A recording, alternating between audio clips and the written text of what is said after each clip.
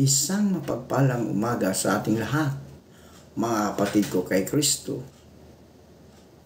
Mula sa The Solid Rock Morning Devotion, isang kagalakan na muli tayo ay makapagbulay-bulay sa salita ng Panginoon sa umagang ito. Mga ilang minutong pagbulay-bulay ng mga salita ng Panginoon upang papurihan at sambahin ang ating Panginoong Hesukristo.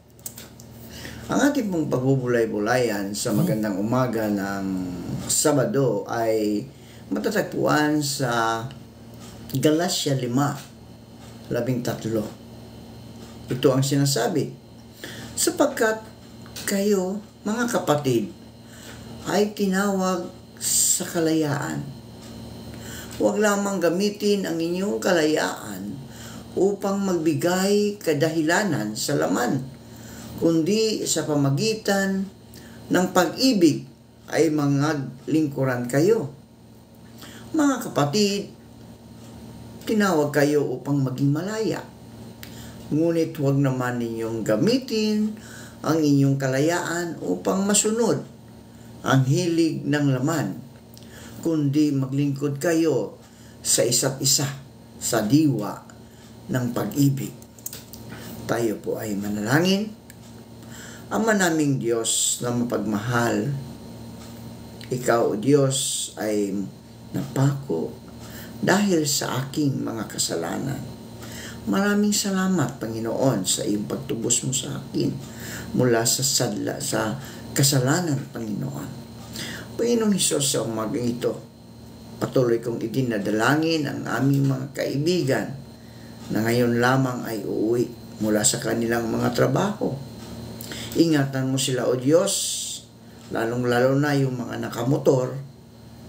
Panginoon, Ikaw ang siyang humawak sa kanila upang sila, O Diyos, ay makarating ng maayos sa kanilang mga tahanan.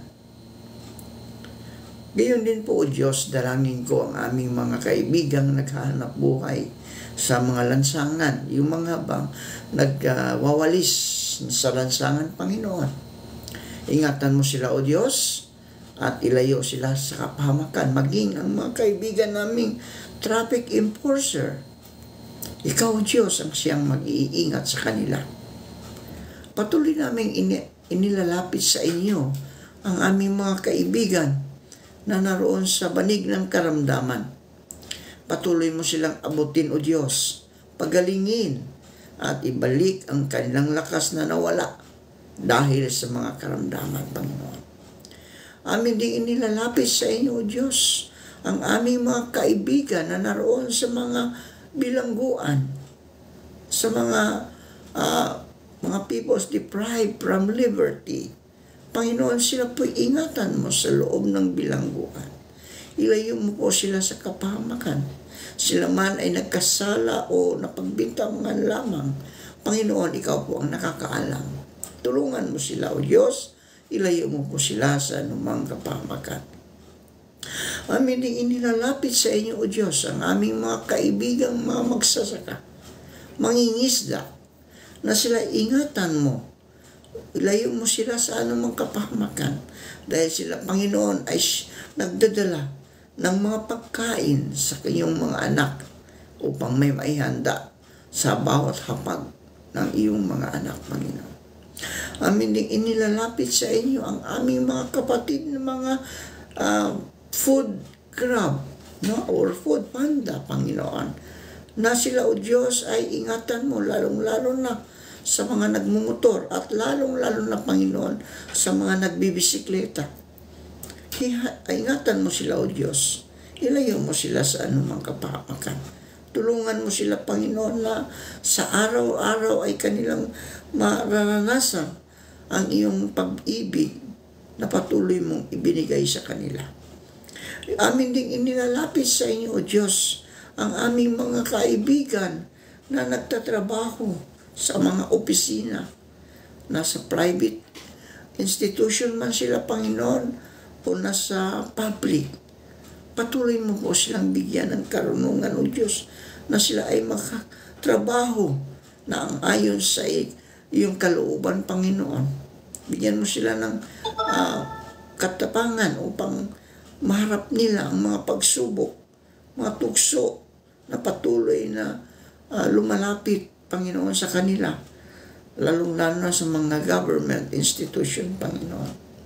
Panginoong Diyos, sa umagang ito, patuloy kong itinataas sa inyo ang iyong mga anak na patuloy na naglilingkod sa inyo, nagbibigay sa inyo ng oras upang ikaw, O Diyos, ay sambahin sa pamagitan ng kanilang pananalangin, pagbulay-bulay ng iyong mga salita.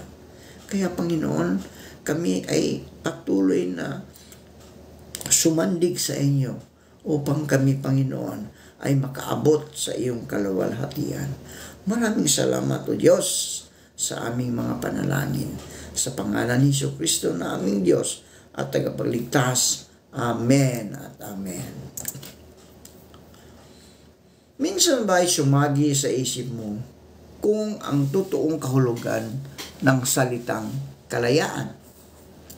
Ang kalayaan o freedom na sinasabi sa Biblia ay nagmula sa salitang eleutherias, na ang ibig sabihin ay sa kabila man na pagkukusang ibinigay ng Panginoon sa isang tao, siya ay mayroon pang hiring higit na at espesyal na pagtitiwala sa Diyos dahil ito ang ikalulugod ng Diyos. Sa madaling salita, ito ang ibig sabihin ng kalayaan. Sa Biblia, hindi ito ang magiging pahintulot sa paggawa ng kasalanan. Dahil kung talagang minamahal mo ang Diyos ng bukal sa puso, pipiliin mo kung ano ang tanging ikalulugod niya, higit pa sa nais mo. Minsan, mahirap talagang bitiwan ang mga maling bagay na nagbibigay kaligayahan sa iyo. Sa puntong aabot ka sa kahit gusto mo na itong pakawalan, ay paulit-ulit ka pa rin nasasadlak dito. Kapatid, kaibigan, kung ikaw ang taong iyon, naway tandaan mo na pinalaya ka na ng Panginoon sa tanikala ng kasalanan. Mahigit 2,000 taon na ang nakalipas.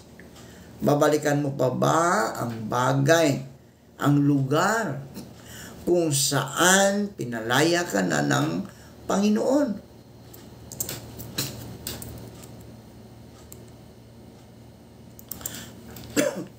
Kung nais mong maranasan ang tunay na kalayaan, mga kaibigan ko, na ipinagkaloob niya sa iyo, mahalagang tandaan mo ang mga ito. Ang Diyos ay maghahatid ng mga taong tutulong kang manaig sa mga paghihirap na iyong dinaranas. Alalahanin mong huwag magtago sa mga kasalanan sa kadiliman, sapagkat ito ay nararapat na dalhin sa liwanag sa pamagitan ng pag-aaral ng kanyang mga salita. Panghawakan mo, kaibigan, ang katotohanan ito. Kaya mo lagpasan ang mga tukso dahil sa kalayaang ibinigay ng Panginoon sa iyo. Nasaktan ka man sa simula, mga kaibigan, maghihilom ka pa rin naman. Mapagtanto mo kung ano nga bang dahilan bakit ka nasugatan. Lahat naman ng sugat naghihilom. Makakaiba, iba lang sa bilis o sa tagal kung kailan mo nais maghilom. May mga bagay na sadyang natutunan mong lalo kapag mag-isa ka na ulit. Nagsimula naman talaga ang istorya ng mag-isa ka, di ba? Nagsimula nang mag-isa ka. Walang dahilan para hindi mo kakayanin. Baka mas maunawaan mo sa pagkakataong ito. Mas handa ka. Mas iba na ang pananaw para ka lang nag-book review na ginawa mo nung high school. Pero mas matalino ka na ngayon, di ba? Mas naiba na ang pagkakaintindi mo. May lalim, may hugot, may katotohanan. Pero sa oras na may dumating na muli, huwag mong ipagkakait yung nararamdaman mo. Ibuhos mo pa rin. Ibigay mo pa rin. Basta't baon mo kung ano yung galing sa nagdaang kabanata. Magmahal ka pa rin ng totoo, kaibigan. Kung hindi ka pa tunay na handa, sarili mo naman ang mahalin mo, kaibigan. Ang ibigin mo. Baka kailangan mo munang lumaya. Baka kailangan mo munang unawain ang kalaliman ng gabing dumaraan. Baka kailangan mo munang huminga. Yung totoong paglaya. Pwede kang lumipad. Mangarap na muli ng sobrang taas. Walang pipigil. Walang hihigit sa iyo pababa. Pwede kang sumisid. Lunurin ang sarili sa mga bagay na magpapasaya sa iyo. Kahit wala mo ng iba. Yung ikaw lang, kaibigan. Ikaw lang. Para sa sarili mo lamang. Hanapin mo munang tunay ang sarili mo. At sa oras na dumating ito, kaibigan, marahil mas sigurado ka na. Sigurado na ang mga dating siguro. Kaya manindigan yung mga dating hindi maintindihan at kaya ng panghawakan yung mga pangakong nawala sa kawalan. Tayo po'y manalangin. Malaya kami, Panginoon, sa lahat ng oras. Malaya kaming manambahan sa iyo. Malaya kaming manalangin, magbasa ng iyong mga salita. Dahil ang bansang Pilipinas ay isang bansang mananampalataya, tagasunod ni Kristo. Panginoon, salamat sa kalayaan na patuloy mong ibinigay sa iyong mga anak. Malaya kaming gumawa ng tama. Malaya kaming gumawa ng mali. Pero Panginoon, ang banal mong Espiritu ang siyang nag-guide sa amin upang kami ay gumawa ng tama na aayon sa iyong kalooban. Kaya maraming salamat, Panginoon, dahil ginagabayan kami ng banal mong Espiritu upang kami malayang gumawa, magpasalamat at gumawa ng tama na ngayon sa iyong kalooban.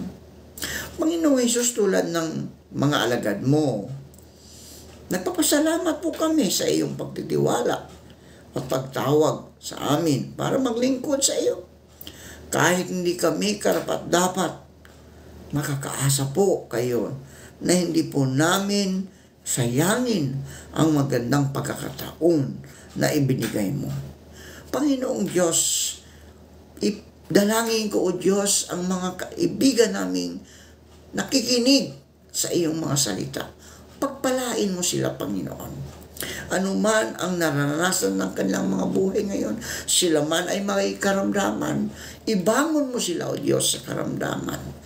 Kung sila man ay nangangailangan ng pinansyal na pangangailangan, ibuhos mo ang pagpapalang pinansyal, Panginoon, upang ito'y magamit nila para sa kanilang buhay, para sa kanilang pagkain, pambayad ng hospital bill, pangbili ng gamot, Panginoon. Lord, ikaw ang may-ari ng lahat ng kayamanan dito sa mundo.